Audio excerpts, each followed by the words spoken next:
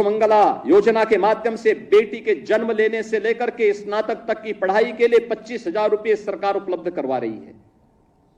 इसलिए क्योंकि प्रदेश के पास पैसा है। सामूहिक विवाह योजना के माध्यम से बेटी की शादी के लिए प्रदेश सरकार पैसा उपलब्ध करवा रही है, बिना भेदभाव के उपलब्ध करवा रही है। इसलिए क्योंकि प्रदेश के पास पैसा है।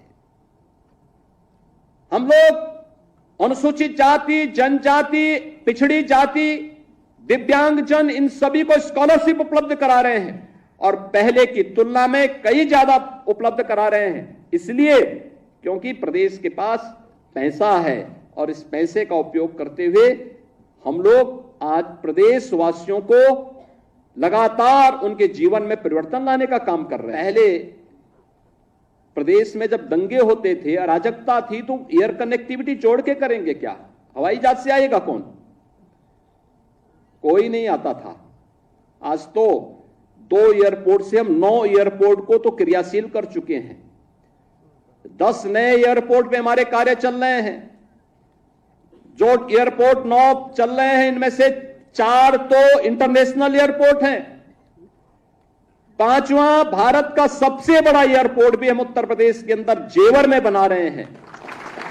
आखिर यह काम लंबे समय तक प्रदेश में शासन करने वाली कांग्रेस, समाजवादी पार्टी या बहुजन समाजवादी पार्टी क्यों नहीं कर पाई?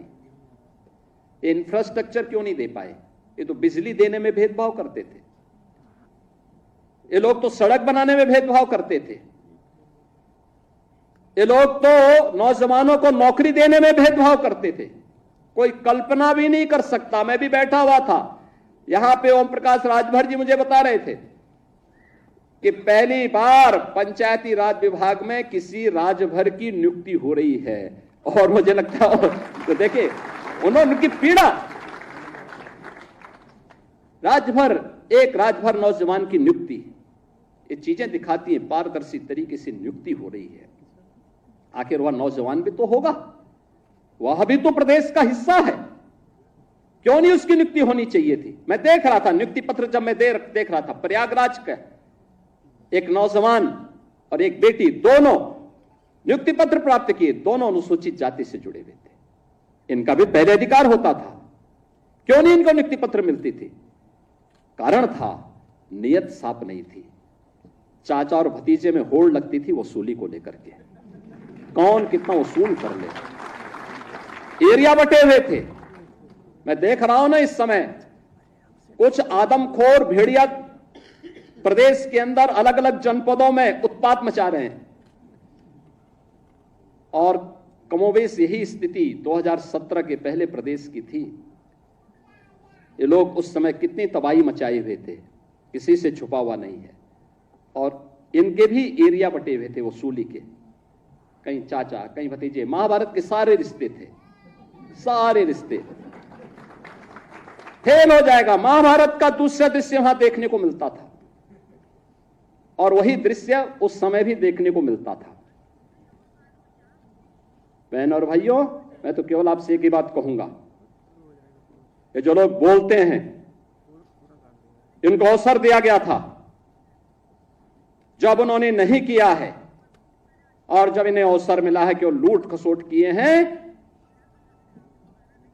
तो इनको फिर से ये लोग कुछ भी बोले, कभी विश्वास करने की आवश्यकता नहीं।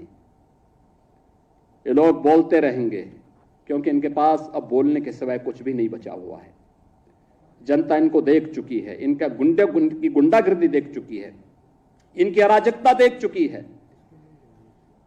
इनके द्वारा किए जाने वाले अमर्यादित आचरण को देख चुकी है। हमें सावधान होकर के केवल एक लक्ष्य होकर के कार्य करना है, और लक्ष्य है जिस विभाग में हम नियुक्ति पत्र प्राप्त कर रहे हैं उस विभाग को सर्वोत्तम विभाग के रूप में स्थापित करना। 2017 के पहले जो लोग प्रदेश में लूट खसोट मचाए थे, आज जब उनके सपनों पर पानी फिर चुका है, तो अब टीपू भी चले सुल्तान बनने, सपना देख रहे हैं। सपना देख रहे हैं। आपने देखा होगा ना, आज से 8-10 वर्ष पहले एक धारावाहिक आया था, मुंगेरी लाल के हसीन सपने। सपना देखना, वैसे भी इन लोगों को सपने ही दिखाई देते हैं। सपने देखने की इन लोगों की आदत रही है, क्योंकि तब जब जनता ने इन्हें अवसर दिया था, तब उन्होंने प्रदेश के युवाओं के भविष्य के साथ खिलवाड़ करने में कोई गुरेज नहीं की थी। पहचान का संकट खड़ा किया था, पहचान का संकट खड़ा किया था प्रदेश के सामने, युवाओं के सामने, व्यापारियों के सामने, यहां के उद्यमियों के सामने। और इन युवाओं के भविष्य के साथ खिलवाड़ किया था। आज तो मैं देख रहा था, ये युवा आज तो चाहे वह किसी भी जिले का हो, आज नियुक्ति प्राप्त करने का अधिकारी दिखता है, बेझिझक आ सकता है। और इसलिए मैं कह रहा हूं कि आपकी प्रतिभा है, आप सिलेक्शन हो गए, आप में क्षमता थी, आपका सिलेक्शन हो गया, कोई आपके मार्ग में बैरियर नहीं बना। और आपकी योग्यता और क्षमता के बाद भी अगर कोई बैरियर बनता तो उसी बैरियर को हटाने के लिए तो हम लोग हैं, ये मंच है, उसी बैरियर को हटाने के लिए हम लोग यहां पर आए हैं। और आगे भी हम इस बात के लिए आश्वस्त करते हैं प्रदेश के युवाओं को कि उनकी योग्यता और क्षमता के सामने अगर कोई बैरियर बनेगा, उस बैरियर को हटाएंगे, उस बैरियर को तोड़ेंगे। और जो लोग फिर भी बेईमानी और भ्रष्टाचार फैलाएंगे तो उनकी संपत्ति को कुड़क करके गरीबों में वितरित करने का काम भी करेंगे, कोई गुरेज नहीं। लोगों को अवसर मिला, उन्होंने पहले पहचान का संकट खड़ा किया अपनी अराजक गतिविधियों से, अपने भ्रष्टाचारी गतिविधियों से, और फिर प्रदेश को दंगों की आग में झोंकने का काम भी किया था। प्रदेश के शांतिपूर्ण और सौहार्दपूर्ण माहौल को आपस में ही लड़ाने का काम किया। पहले जाति जाति को लड़ाया, फिर वर्ग, मत और मजहबों को आपस में ही भिड़ाने का काम किया। महीनों महीनों दंगों की आग में झुलसता रहा उत्तर प्रदेश। तो उत्तर प्रदेश जब शांति और सौहार्द नहीं रहेगा, कोई निवेश क्यों करेगा? विकास कैसे हो पाएगा? पहचान का संकट खड़ा होगा, हर तबके का व्यक्ति तबाह होगा। और आज ये लोग फिर से अपना रंग और रोगन बदल करके फिर नए रूप में आपके सामने प्रदेश की जनता को गुमराह करने के लिए फिर से आना चाहते हैं। बुलडोजर पे हर एक व्यक्ति के हाथ नहीं फिट हो सकते, इसके लिए दिल और दिमाग दोनों चाहिए, दिल और दिमाग दोनों चाहिए। बुलडोजर जैसी क्षमता और दृढ़ प्रतिज्ञा जिसमें हो वही बुलडोजर चला सकता है। दंगाइयों के सामने नाक रगड़ने वाले लोग बुलडोजर के सामने वैसे ही पस्त हो जाएंगे। और इसीलिए मैं आप सबसे कहना चाहता हूं कि प्रदेश सरकार ने जो प्रक्रिया अपनाई है पारदर्शी तरीके से, अपेक्षा भी हम यही रखते हैं। जनता से जुड़े हुए कोई भी कार्य, कोई देर नहीं होनी चाहिए। ईज ऑफ लिविंग के लक्ष्य को प्राप्त करना, ईज ऑफ डूइंग बिजनेस, जब हम लोग आए थे,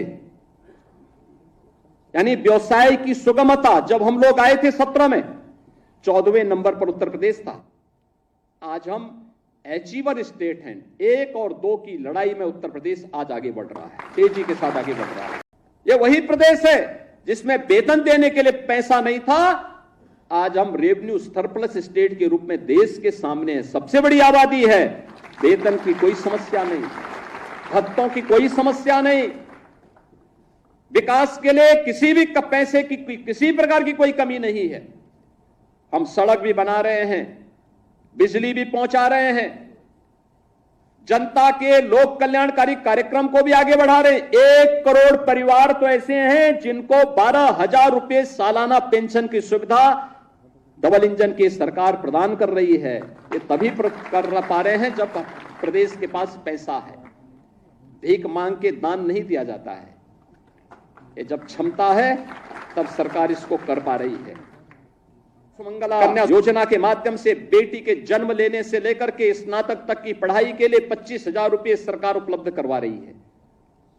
इसलिए क्योंकि प्रदेश के पास पैसा है।